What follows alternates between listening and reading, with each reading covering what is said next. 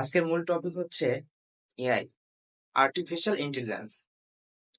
So AI আসাতেই অনেকেই বলে যে ডিজিটাল মার্কেটিং ভ্যালু শেষ। বাট এখানে সর্বোচ্চ বড় সুযোগ রয়েছে।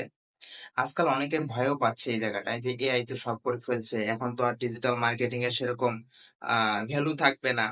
সো চ্যাট জিপিটি আছে, ক্লায়েন্ট তো নিজে থেকে কন্টেন্ট তৈরি করে মার্কেটিং করতে পারবে। সো অনেক কথা কিন্তু রয়েছে যেটা শুনে অনেকে ভয় পাচ্ছে, হ্যাঁ?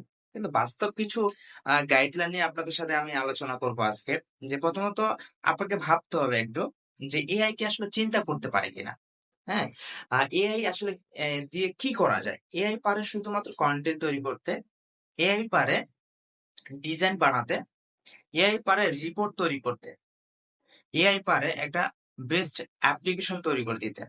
কিন্তু আপনি কি কখনো চিন্তা করছেন যে এআই নিজে থেকে বুঝতে পারে কিনা যে কোন কন্টেন্ট কাকে দেখানো উচিত, কাস্টমার কারা, কিভাবে কিনবে, তারপর হচ্ছে কাস্টমার যে সাইকোলজির বিষয়টা রয়েছে। সো এই যে বিষয়টা রয়েছে এটা কিন্তু বুঝতে গেলে এখন মানুষ লাগে, অর্থাৎ একজন মার্কেটার লাগে। ডিজিটাল মার্কেটিং মানে শুধুমাত্র এমন না যে একটা রিপোর্ট তৈরি করে দিবে বা একটা কন্টেন্ট তৈরি করে দিবে।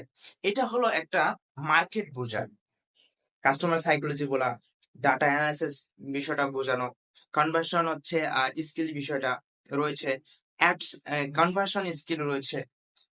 এগুলা এআই ঠিকভাবে বুঝতে পারে না। বুঝতে পারলেও এটাকে চালাতে পারে না। সো ডিজিটাল মার্কেটিং এর যে ব্র্যান্ড ভ্যালুটা রয়েছে এটা কখনোই কমবে না। তথ্য প্রযুক্তি আজকে যতটা এগিয়ে আসবে ততটাই কিন্তু ডিজিটাল মার্কেটিং এর ভ্যালু থাকবে। ধন্যবাদ।